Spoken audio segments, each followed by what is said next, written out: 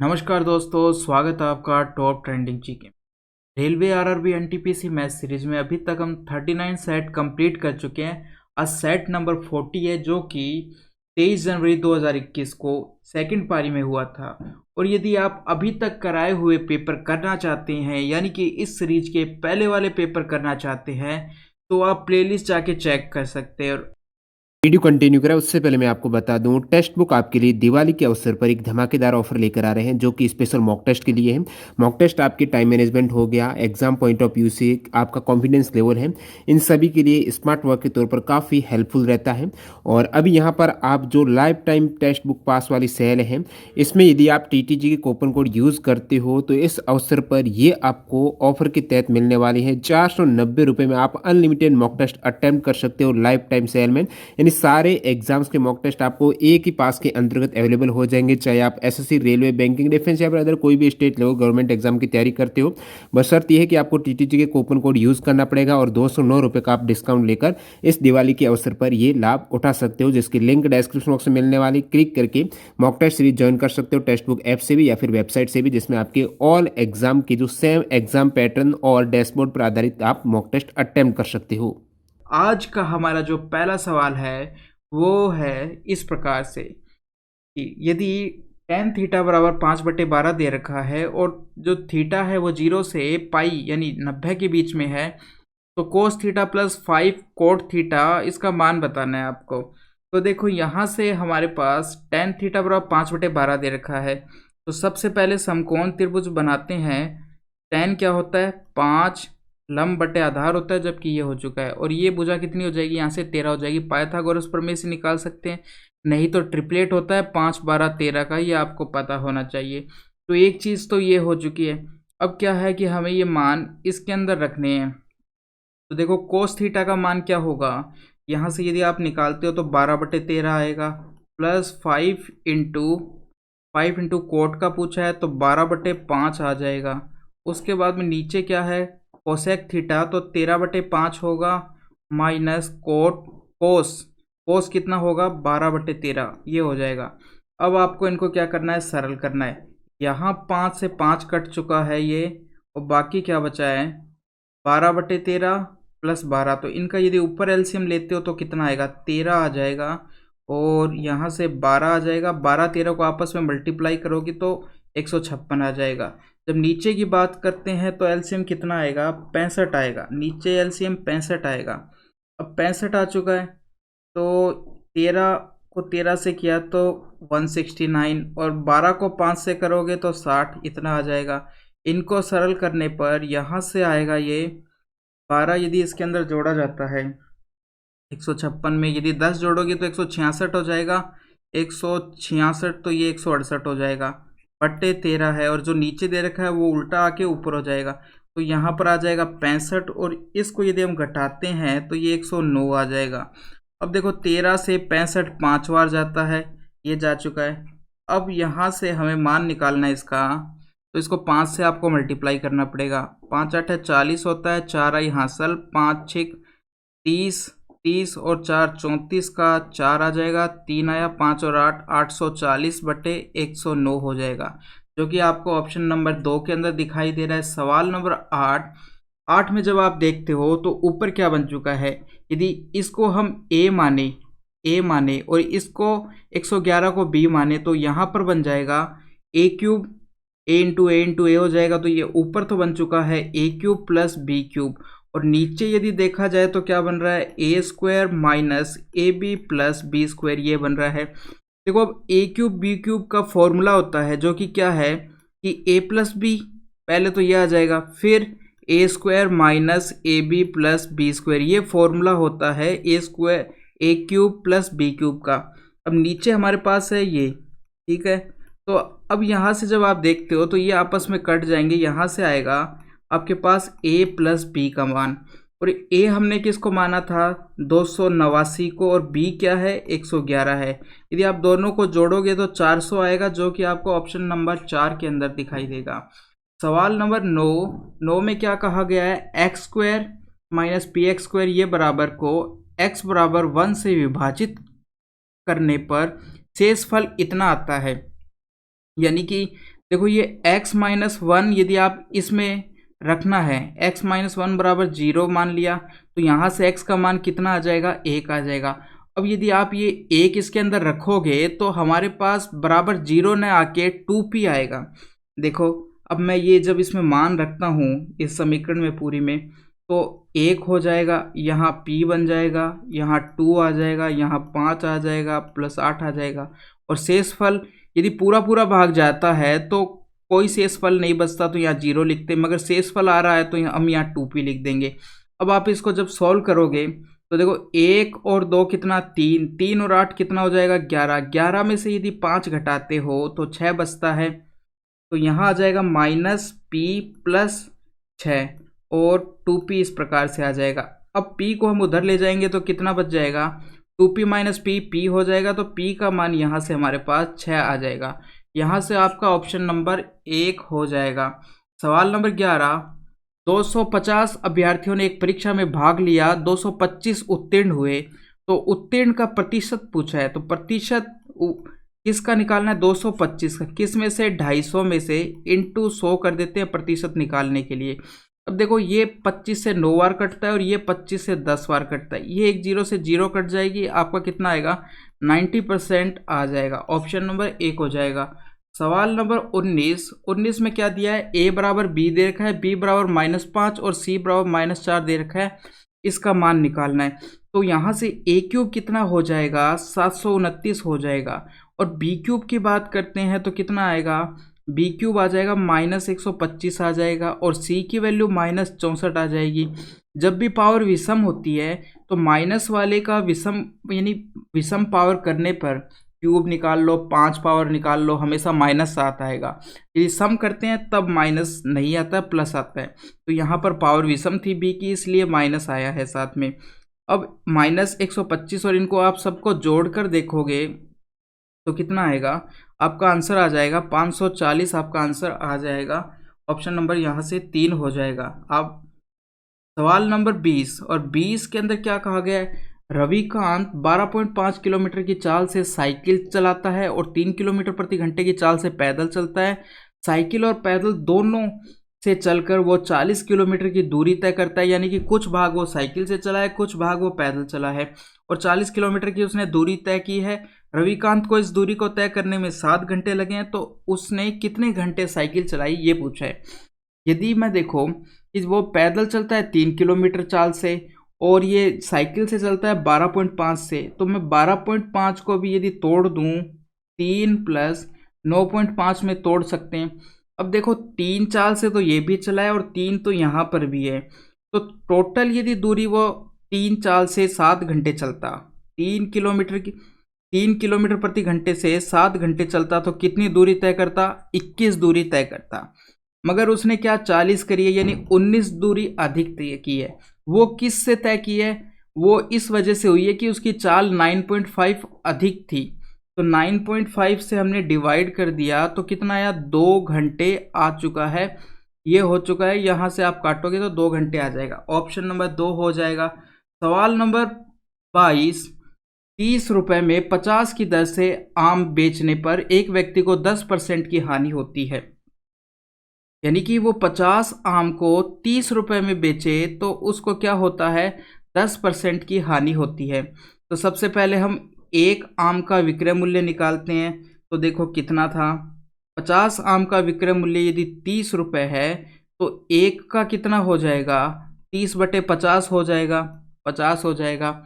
अब देखो उसको हानि हुई है, तो जो ये वैल्यू है कि कितने की है, 90, यानी कि उसने 90 में बेचा है, 10% की हानि हुई है। और पूछा है यदि वो 120 में बेचता, यानी कि 20% के लाभ पर बेचता, तो ये वैल्यू किसकी है, 90 की, और वो 120 में बेचता, तो इस प्रकार से लिख दो आप कि ये वैल्यू किसकी थी, जो 30/50 आई है वो पहले विक्रय मूल्य था, और वो किसकी वैल्यू है, 90, यानी वो कह रहा है कि 10% की हानि हुई थी उस दौरान। अब क्या है कि 20% का लाभ हो रहा है, यानी 120 की वैल्यू हमको निकालनी है, तो ये हो जाएगा। बाकी देखो आप इस प्रकार से भी देख सकते हो कि 90% की वैल्यू क्या है, यानी 90% विक्रय मूल्य परसेंटेज में, और इसकी वैल्यू है इतनी, तो 1% की वैल्यू कितनी आ जाएगी, 30/50 आ जाएगी। 100% की वैल्यू कितनी आ जाएगी, देखो ये हो चुका है। और तो 120% की वैल्यू निकालनी है हमें, क्योंकि 20% के लाभ पे कह रहा है। 30/50, देखो 1% की निकाली तो यहाँ पर भाग 90 और आ जाएगा। 120/90 इस प्रकार से हो जाएगा। अब यदि आप इसको सरल करोगे तो यहाँ 0 से 0 कट जाएगी, ये 3 और ये 4 और नीचे 3 इस प्रकार से कट जाएगा। अब हमारे पास क्या बचा, ये 3 से 3 कट जाएगा। यानी कि अब जो विक्रय मूल्य आया है एक का, वो 4/5 आ चुका है। कितना आ चुका है, 4/5 रुपये आ चुका है। एक का विक्रय मूल्य, एक आम का विक्रय मूल्य कितना आ चुका है, 4/5। अब पूछा क्या है उसने, 28 रुपये में कितने आम बेचने चाहिए। तो 4/5 रुपये में वो बेचता है, एक आम बेचता है। ठीक है, तो 1 रुपये में कितना आम बेचेगा, 1/4 नीचे आ जाएगा तो ये उल्टा हो जाएगा, 5/4 हो जाएगा। इस प्रकार से हो जाएगा। और 28 रुपये में उसको कितना बेचना चाहिए, 28 रुपये में उसको बेचना चाहिए 4/5 था, इसको 28 से मल्टीप्लाई कर दो, यहाँ से कटेगा 7 बार, यह आ जाएगा आपका 35 आ जाएगा। 35 कहाँ पर है, ऑप्शन नंबर 2 के अंदर है। सवाल नंबर 23, 6 घंटे अनुपात 3 दिन के अनुपात को सरल करो, इसको सरल करो। तो देखो हम क्या करते हैं, यहाँ तो घंटे हैं 6, और इस 3 दिन को भी घंटों में चेंज कर लेते हैं। तो एक दिन में कितने घंटे होते हैं, 24 होते हैं, तो 24 से मल्टीप्लाई कर दिया। तो यहाँ पे तो ये 6 आ चुका है, और यहाँ 3 6, यदि इसको आप मल्टीप्लाई करो या ना भी करो, इसे आप काट दो, काटोगे तो कितना आएगा, 6 से 24 4 बार जाएगा। तो ये आ चुका है आपका 1:12। कितना आ चुका है, 1:12 आ चुका है। 1:12 कहाँ पर दिखाई दे रहा है आपको, ऑप्शन नंबर 3 के अंदर दिखाई दे रहा है। सवाल नंबर 25 में देखोगे तो देखो ये जो बेस है वो तो सबका सेम है। तो बेस यदि सेम है तो मल्टीप्लिकेशन में पावर क्या होती है, आपस में जुड़ जाएगी। तो ऊपर तो पावर हो चुकी है 0.5, और नीचे कितना आ चुका है, ऊपर तो हो चुकी है, इतनी हो चुकी है पावर, और नीचे की बात करते हैं तो जुड़कर 10 एक पावर हो जाएगी। 225 की 1.0 पावर हो चुकी है, ये हो चुका है। देखो अब पॉइंट पावर ऊपर तो है 0.5 और नीचे है 1, तो ये आपस में कट कर नीचे बचेगी हमारे पास 0.5, 1/0.5 बचेगी नीचे कट कर, क्योंकि 0.5 कट चुकी है और 0.5 नीचे बच चुकी है, ये हो चुका है। अब इसको हम 0.5 का मतलब क्या होता है, 1/2 होता है। 0.5 का मतलब क्या होता है, 1/2 होता है, यानी कि 225 की पावर 1/2। और इसको यदि हम सरल करते हैं कि यानी कि 1/2 का मतलब क्या है, उसका अंडरूट। तो 225 का अंडरूट कितना हो जाता है, 225 का वर्गमूल हो जाता है 15 हो जाता है, 15। तो 1/15 हमारा ऑप्शन आ जाएगा, ऑप्शन नंबर 4 हो जाएगा। सवाल नंबर 32, दो प्राकृत यानी नेचुरल नंबर का अनुपात 6:8 दे रखा है। 6:8 दे रखा है, तो वो संख्याएं क्या हो जाएगी, उसमें कुछ कॉमन पार्ट था, तो पहली 6x हो जाएगी, दूसरी 8x हो जाएगी। अब जब दोनों को मल्टीप्लाई करते हैं तो ये किसके बराबर आएगा, 768 के बराबर है। तो यहाँ से आप देखो x² है, एक तो 6 एक 8 है, और एक x² है बराबर 768 है। अब मैं यदि इसको काटता हूँ तो देखो 6 से काटेंगे तो कितने बार जाएगा, 6 कम 6, 6 दूनी 12, फिर 4 8, 6 8 है 48, ये हो जाएगा। 8 से काटोगे तो 8 एकम 8 जाएगा, और 8 6 48, यानी x² का मान बराबर 16 आ जाएगा। यहाँ से x का मान आपके पास 4 आ जाएगा। अब पूछा है छोटी संख्या कौन सी है, तो छोटी संख्या 6x है हमारे पास। यहाँ पर मान रखोगे तो कितना आ जाएगा, 24 आ जाएगा, ऑप्शन नंबर 4 हो जाएगा। सवाल नंबर 33 में क्या है, देखो ऊपर और नीचे यहाँ पर पॉइंट दे रखा है, तो हम सबसे पहले x को एक तरफ रखेंगे और बाकी सबको दूसरी तरफ ले जाएंगे। तो मैं x को तो इधर ले जाता हूँ, बाकी इनको इधर ले जाऊंगा, और इस ऊपर वाले को इधर ले जाऊंगा। देखो x को इधर ले गया, बाकी 12.1 था इधर, बाकी नीचे वाला इधर जाके 100 ये ऊपर आ चुका है, और ये इसके नीचे आ चुका है, इस प्रकार आ चुका है। अब यहाँ से पॉइंट हटाएंगे तो नीचे 10 आ जाएगा, और यदि यहाँ से पॉइंट हटाओगे आप यहाँ से पॉइंट हटाओगे तो नीचे कितना आ जाएगा, 3 जीरो और आ जाएगी। अब 121 से 121 एक तो कट चुका है, बाकी बचा 121 और नीचे बची 4 जीरो, 4 जीरो। अब यदि 4 जीरो है तो 4 स्थान के बाद पॉइंट लग जाएगा, 3 तो है, 1 जीरो और लगानी पड़ेगी, यहाँ पर पॉइंट लग जाएगा, यहाँ पर पॉइंट लग जाएगा और ये हो चुका है। तो ये हमारा आंसर हो जाएगा, ये आपको ऑप्शन नंबर 3 में देखने को मिलेगा। सवाल नंबर 35 देखो, वरुण और अनिल की आय का अनुपात 12 अनुपात कितना है, 13 दे रखा है, ठीक है। और इनका व्यय का अनुपात कितना दे रखा है, 10 अनुपात 13।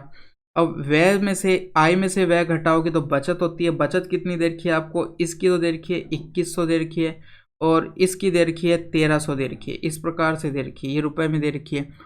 तो देखो अब पूछा है कि उनकी आय कितनी है, क्रम से उनकी आय बतानी है। तो ऐसे सवालों को किस प्रकार से करते हैं, देखो ऊपर वाले दोनों को आपस में क्रॉस मल्टीप्लाई करके घटाना है, और नीचे वाले दोनों को भी आपस में क्रॉस मल्टीप्लाई करके घटाना है। तो देखो ऊपर वालों को यदि मल्टीप्लाई करता हूँ, 12 को यदि 13 से मल्टीप्लाई करोगे तो 156 आएगा, और 13 को 10 से मल्टीप्लाई करोगे तो 130 आएगा। ये घटाने पर कितना आ जाएगा, 30 में से करोगे तो 26 आ जाएगा, 26 आ जाएगा। नीचे वालों को यदि आप क्रॉस मल्टीप्लाई करोगे, 13 को 21 से किया तो कितना आया, 13 एकम 13, एक आई हासिल, और 13 दूनी 26, 13 दूनी 26, देखो 13 एकम 13, एक आई हासिल, 13 दूनी 26 और एक 27, 27 इतना आ जाएगा, और डबल जीरो आ जाएगी। अब इसको करोगे तो आएगा 13, ये आ जाएगा, ठीक है। घटाया तो कितना बचा, यहाँ पर 1 2 जीरो बची, 3, यहाँ पर 4 बचा, 143 बच चुका है। यानी कि अब ये जो 26 है, ऊपर वालों को जो घटाकर जो आया और नीचे वालों को घटाकर जो आया, वो दोनों बराबर है, यानी कि 26 बराबर है 143 के, ये कहने का मतलब है।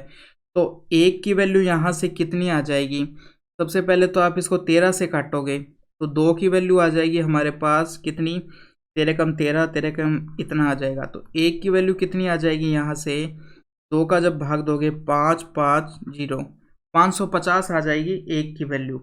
तो पहली संख्या कितना है, आय 12 है, दूसरा 13 अनुपात है, तो 12 को 555 से करोगे तो कितना आ जाएगा, 12 को 555 से करने पर 6600 आ जाएगा, और दूसरे को 13 को करोगे तो 71550 आ जाएगा, ये आ जाएगा। तो ये आपको ऑप्शन नंबर 3 में मिलता है। तो ये सवाल इस प्रकार से करना है, बाकी सभी तरीके से ये काफ़ी कठिन है।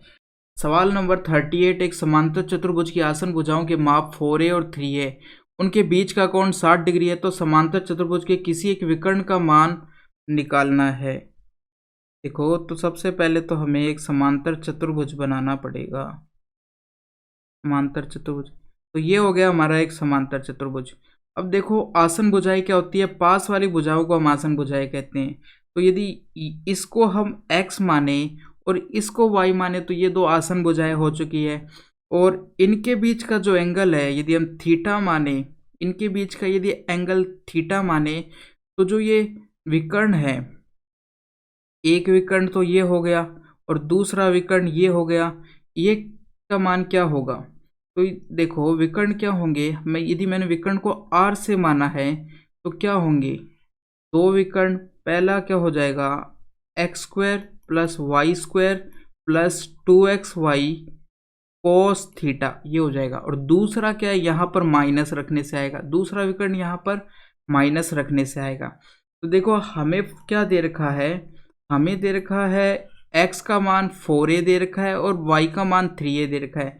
x का मान यदि 4a रखते हो तो यहाँ कितना आएगा, 16a स्क्वायर हो जाएगा, y का मान की 9a स्क्वायर हो जाएगा, और यहाँ आपका आ जाएगा 2xy, यानी 12 और 2 24, 24 कोस 60 का मान कितना होता है, थीटा बराबर 60 दे रखा है, 60 दे रखा है तो कोस थीटा 60 का मान कितना हो जाएगा, 1/2 होता है, तो 1/2 लिख दिया। अब ये 2 से 24 कटेगा तो 12 आ जाएगा। तो एक बार फिर से लिख देते हैं, यहाँ है plus minus 16a square plus 9a square plus minus 12a और था, यहाँ पर a स्क्वायर और आएगा क्योंकि यहाँ पर इसके साथ a स्क्वायर और था, a स्क्वायर इतना आ जाएगा। अब देखो, परिणामी या विकर्ण निकालते हैं तो क्या होगा, दोनों को आप जोड़ो, 16 और 9 को जोड़ा तो 25a² आ जाएगा, 25a² प्लस माइनस 12a² हो जाएगा। तो देखो एक यहाँ से क्या आएगा आपके पास, एक तो आ जाएगा इनको जोड़ने पर 37a² हो जाएगा विकर्ण, और दूसरा हो जाएगा √13a² हो जाएगा। अब देखो इसमें से ऑप्शन में आपको कौन सा दिया है, तो देखो इनमें से √ से बाहर तो कुछ भी नहीं आ रहा है, तो ऑप्शन में देखो 13a दे रखा है, यहाँ पर a बाहर आ जाएगा, यानी कि √37a हो जाएगा, और यहाँ 13a हो जाएगा दूसरा विकर्ण, इस प्रकार से। तो ऑप्शन में जो दूसरा विकर्ण है वो 13a दे रखा है, ये हमारा ऑप्शन नंबर 3 हो जाएगा। सवाल नंबर 41, ए प्रतिदिन 5 घंटे काम कर 8 दिन में काम को पूरा कर देता है, बी 6 घंटे प्रतिदिन काम कर 10 दिन में काम को पूरा कर देता है। तो देखो ए करता है टोटल कितने घंटे में काम पूरा कर देता है, तो कैसे निकालेंगे, एक दिन में 5 घंटे काम करता है और 8 दिन करता है, तो यानी कि 40 टोटल घंटे हो चुके हैं उसके।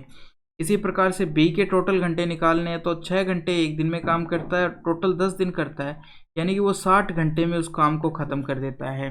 तो यदि यहाँ से हमको टोटल वर्क निकालना है तो दोनों का एलसीएम लेंगे, जो कि 120 आ जाएगा। इफ़िशिएंसी का रेशियो कितना आ जाएगा, यहाँ से 40 का जब 120 में भाग दोगे आप तो 3 आ जाएगा, और 60 का 120 में दोगे तो 2 आ जाएगा, यानी कि 3 और 2 आ गया। और यदि दोनों को जोड़ेंगे तो 5, यानी कि दोनों एक दिन में कितना बना लेंगे, दोनों 1 घंटे में 5 बना लेंगे। अब टोटल कितने घंटे का काम है, 120 घंटे का काम है, और 1 घंटे में ये 5 बनाते हैं, तो यहाँ से 1 घंटे में 5 बनाते हैं तो टोटल कितना घंटा लगाएंगे, ये 5 दूनी 10 और 5 चौक यानी 24 घंटे टोटल लगाएंगे, दोनों यदि साथ मिलकर काम करते हैं तो टोटल 24 घंटे लगाएंगे। और वो कह रहे हैं कि दोनों मिलकर एक दिन के अंदर 8 घंटे काम करते हैं, टोटल काम 24 घंटे में पूरा होगा यदि दोनों साथ करते हैं।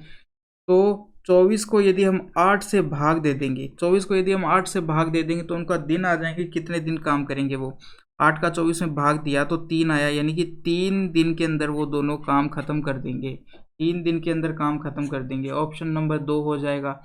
सवाल नंबर 42, ए बी के मुकाबले केवल 40% कुशल है। तो देखो यहाँ से ए अनुपात बी अनुपात सी लेते हैं, तो ए क्या है, यदि बी 100% काम करता है तो ए केवल 40 ही काम कर पाता है। 40 को यदि हम फ्रैक्शन में चेंज करें तो 2/5 होता है, यानी कि ए 2 काम करेगा यदि बी 5 काम करता है, कहने का मतलब ये है। और सी की कुशलता ए और बी की कुशलता का 50% है, यानी ए और बी जितना है 7 है, तो इसका आधा काम ही कर पाता है सी, यानी कि ए 2 बनाता है और बी 5 बनाता है, टोटल 7 बना रहे हैं, तो सी कितना बनाएगा, सी बना पाएगा इसका आधा, 7/2, यानी 50% ही कार्यकुशल है वो, ये हो चुका है। अब देखो यहाँ नीचे 2 आ रहा है, तो मैं सबको 2 से यदि मल्टीप्लाई कर देता हूँ तो ये 4 हो जाएगा, ये 10 हो जाएगा और ये 7 हो जाएगा। अब हमारे पास तीनों का रेशियो आ चुका है। अब पूछा है कि यदि तीनों एक साथ मिलकर काम को करें तो कितने दिनों में पूरा हो जाएगा। और एक चीज़ और दे रखी है आपको, सी अकेले उस काम को 30 दिन में कर सकता है। देखो सी एक दिन में 7 बनाता है और कितने दिन में पूरा करता है, 30 दिन में, यानी ये टोटल काम आ चुका है यहाँ से कि सी एक दिन में 7 बनाता है और टोटल काम 30 दिन में करता है, तो टोटल कितना बनाएगा वो। और तीनों मिलकर एक दिन में कितना करते हैं, 14 + 7 21 करते हैं, तो तीनों का एक दिन का काम कितना आ जाएगा, तीनों का एक दिन का काम तो 21 हो चुका है, तो टोटल उनको कितने दिन लगेंगे, इसको सॉल्व करोगे, 21 से काटा तो ये 3 से इसको काटा तो 10 आ चुका है। ऑप्शन नंबर 2 हो जाएगा हमारा यहाँ से। सवाल नंबर 47, पहली n प्राकृत संख्याओं का योग ज्ञात कीजिए। तो ये फॉर्मूला होता है 1 से लेकर n तक की सभी संख्याओं, 1 + 2 + 3 + 4, इस प्रकार से n तक की संख्याओं का योग, जो कि आपको ऑप्शन नंबर 1 में दिखा रखा है, यही फॉर्मूला होता है n+1/2। सवाल नंबर 48, अब यहाँ पर दिया गया है तो हमको सबसे पहले ये मिश्र भिन्न दी गई है, इसको सरल भिन्न में चेंज करते हैं तो कितना आएगा, ये आ जाएगा 13/4 आ जाएगा, 13/4 का स्क्वायर की पावर 4, दूसरे को सॉल्व करोगे 13/3 की पावर 4, नीचे यदि लिखोगे तो 13/4 की पावर 2 आ जाएगा। और 13/3 की पावर 2 आ जाएगा। अब देखो ऊपर वाला क्या हो चुका है, a की पावर 4 माइनस b की पावर 4। इसको हम लिख सकते हैं a का स्क्वायर प्लस b का स्क्वायर, a का स्क्वायर माइनस b का स्क्वायर। इसमें तोड़ देंगे, यदि आप इसमें तोड़ोगे तो ऊपर कितना आ जाएगा, 13/4 की पावर 2 प्लस 13/3 की पावर 2। और जो दूसरा वाला था वो नीचे वाले से कट जाएगा। ठीक है, तो ये बचेगा आपके पास, ये बचेगा। अब आप इसको सरल करते हो तो 13 का स्क्वायर करने पर 169 आता है और 4 का स्क्वायर करने पर 16 आता है। इसी प्रकार से यहाँ पर भी 169/9 हो चुका है। दोनों में से 169 कॉमन आएगा, अंदर कितना आ जाएगा 16, नीचे 16 इंटू 9 आ जाएगा, ऊपर जुड़ के 25 हो जाएगा।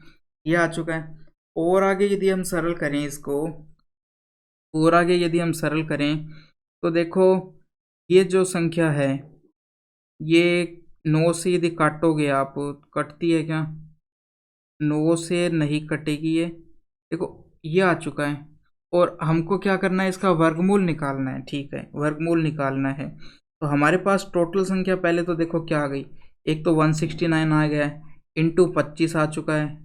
बट्टे के अंदर यदि बात करें तो 16 इंटू 9 आ चुका है, ये आ चुका है।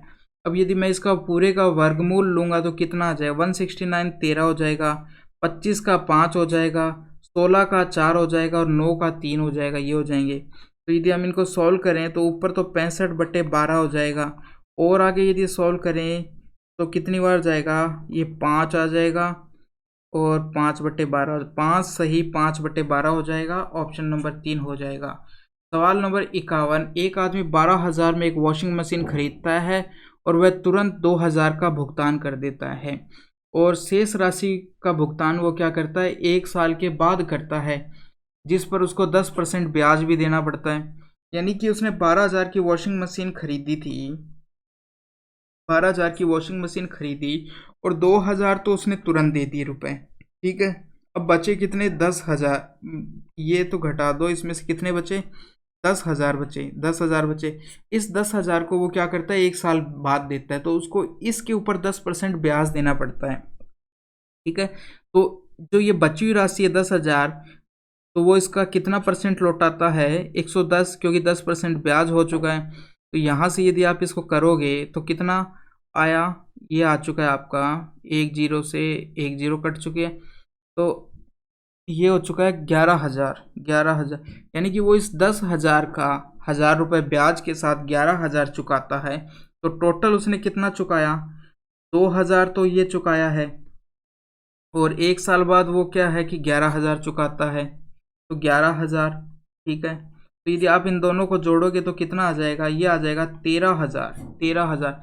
यानी वो टोटल 13,000 की राशि उसको चुकानी पड़ेगी। ऑप्शन नंबर 1 हो जाएगा। सवाल नंबर 53, दो समरूप त्रिभुजों का क्षेत्रफल क्रम से इतना और इतना दे रखा है, तो उनकी संगत भुजाओं का अनुपात बताना है। संगत भुजाओं का अनुपात, तो भुजाओं का अनुपात क्या होगा, क्षेत्रफल के अनुपात का अंडरूट हो जाएगा। तो 16 का अंडरूट लोगे तो 4 आ जाएगा और 36 का लोगे तो 6 आ जाएगा, 4:6 हो जाएगा। ऑप्शन नंबर 3 हो चुका है।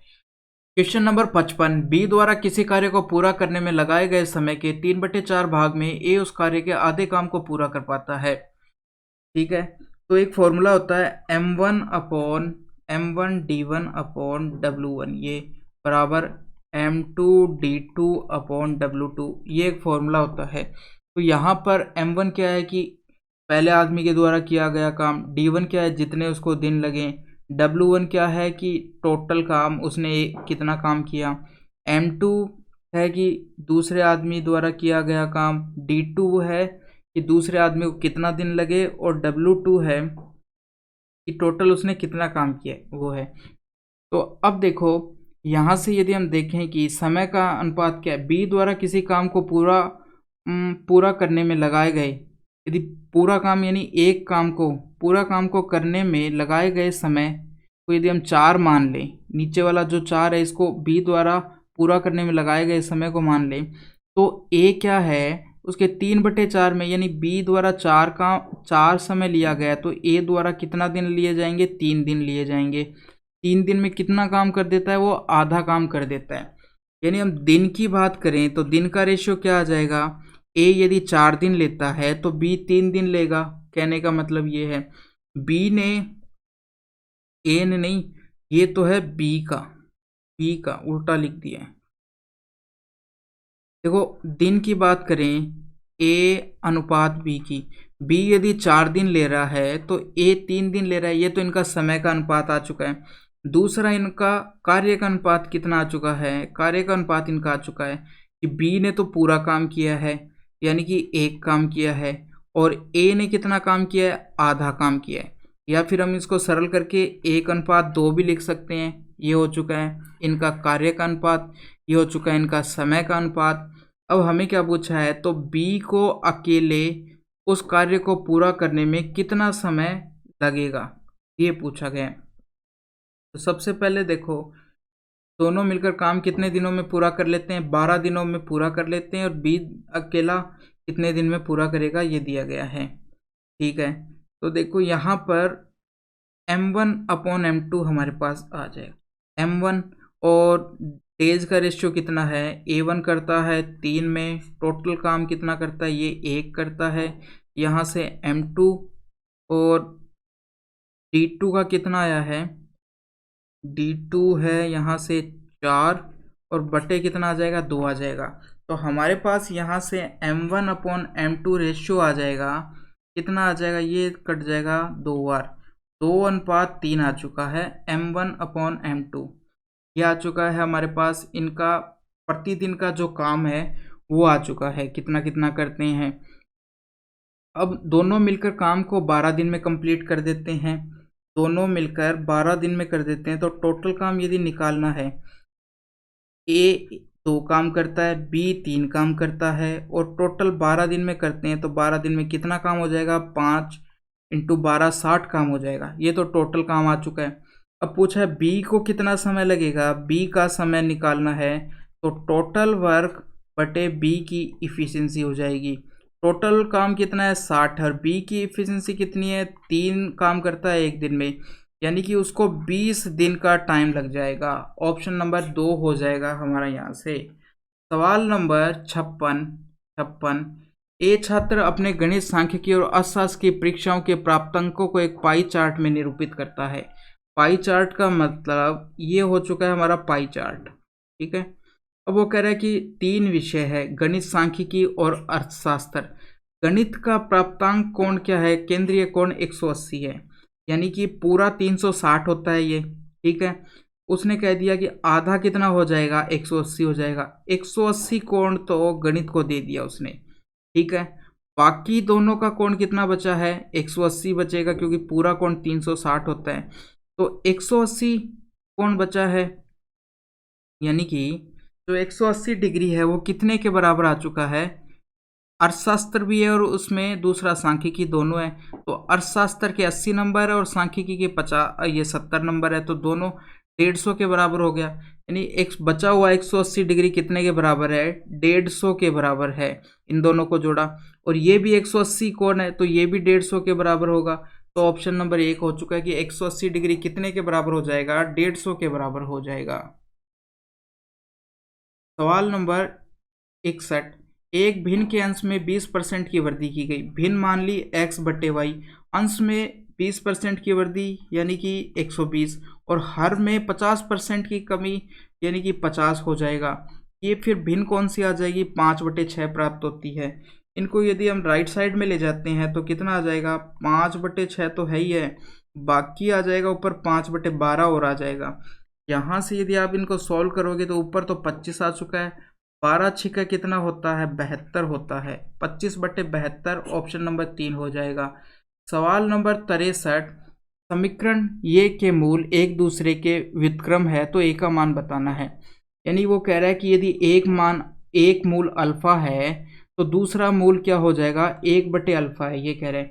अब मूलों का ए का मान हमें निकालना है, ए का मान निकालना है, तो हमें पता है मूलों का योग क्या होता है, मूलों का योग होता है b - b/a, और मूलों का गुणनफल कितना होता है, मूलों का गुणनफल होता है मूलों का गुणनफल कितना होता है, सी बटे ए, यानी कि सी बटे ए और सी बटे ए, तो ये वाला होता है, ऐसे होती है a x square plus b x square plus c बराबर 0, ये समीकरण हो तो ये मूल।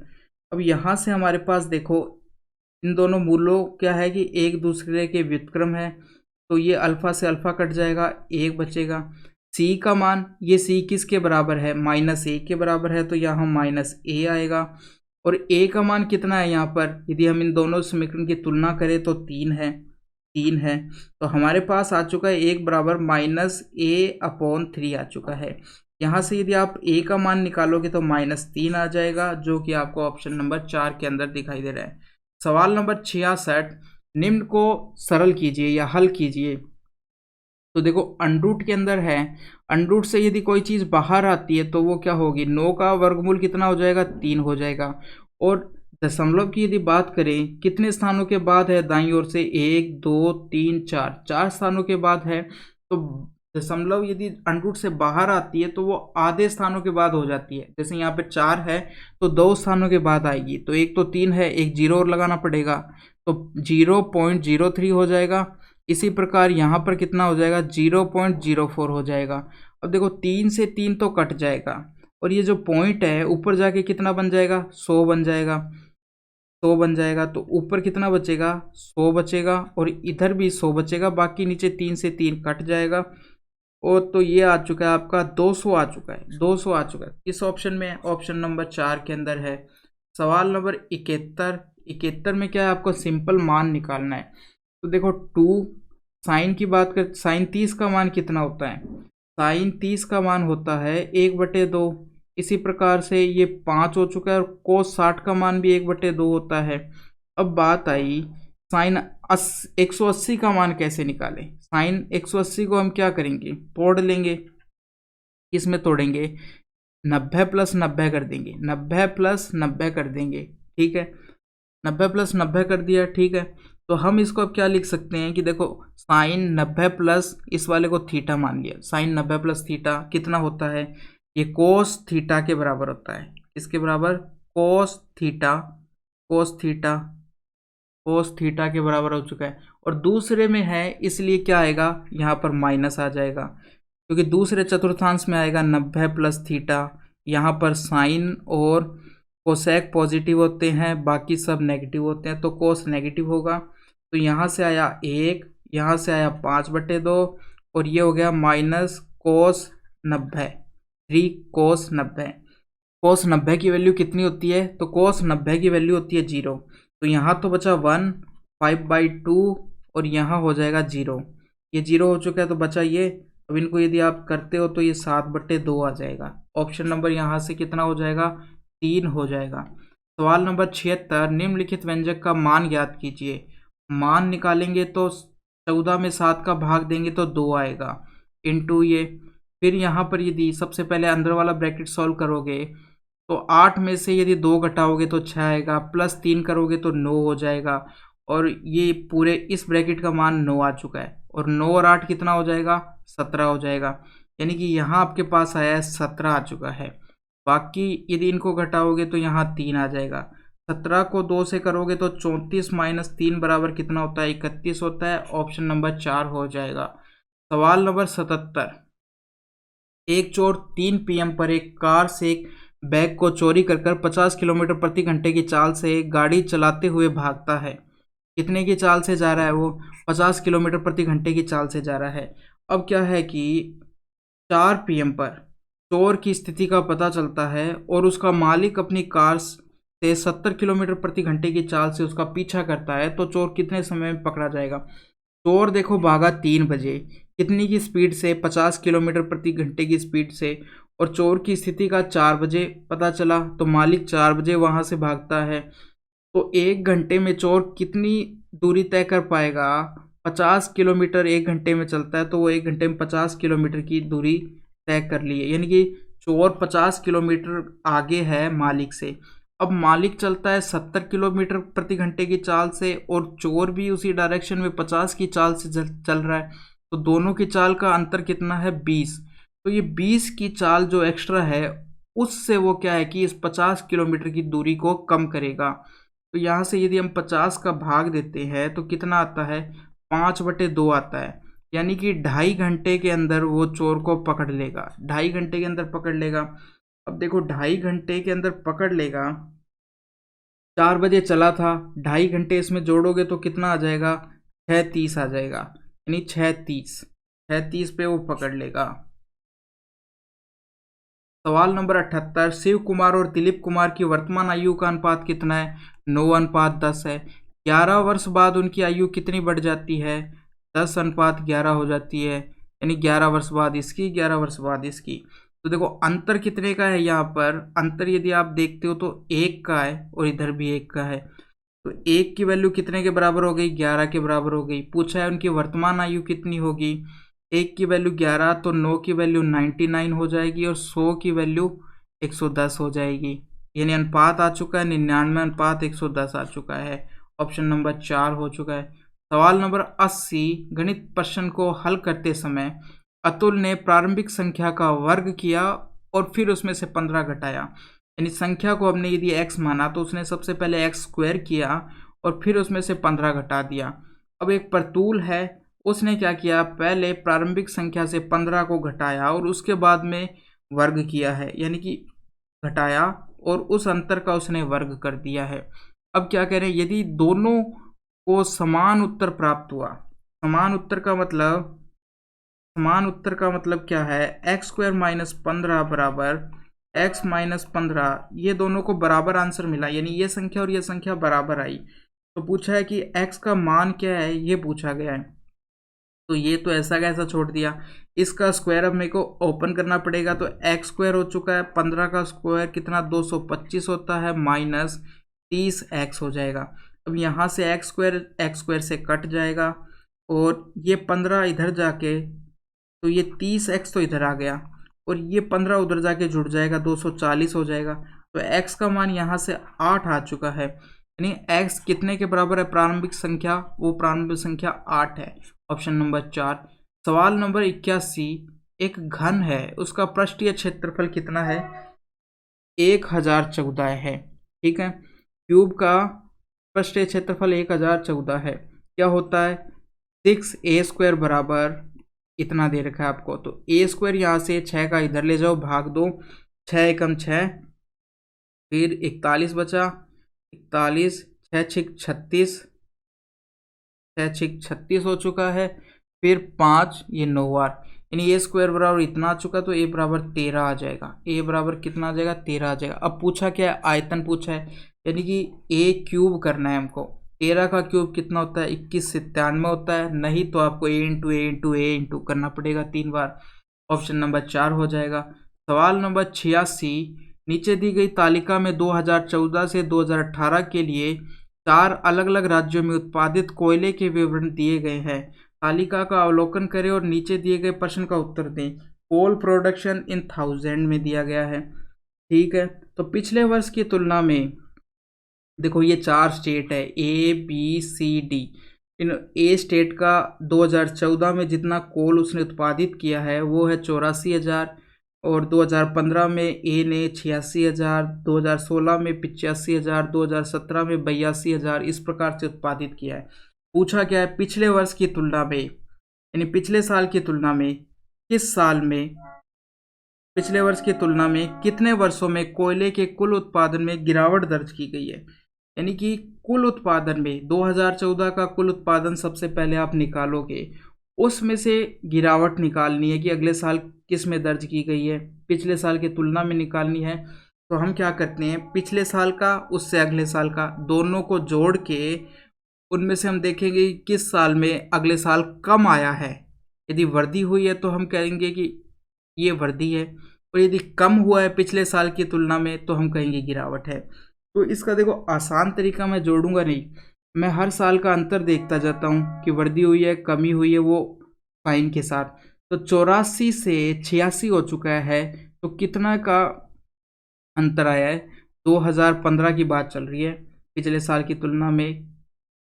तो ए जो हुआ है, ए स्टेट के अंदर तो वृद्धि हुई है, ठीक है, और दूसरी बात करें बी के अंदर कितना हुआ है, 186 से कम हुआ है, कितना 4 से कम हुआ है।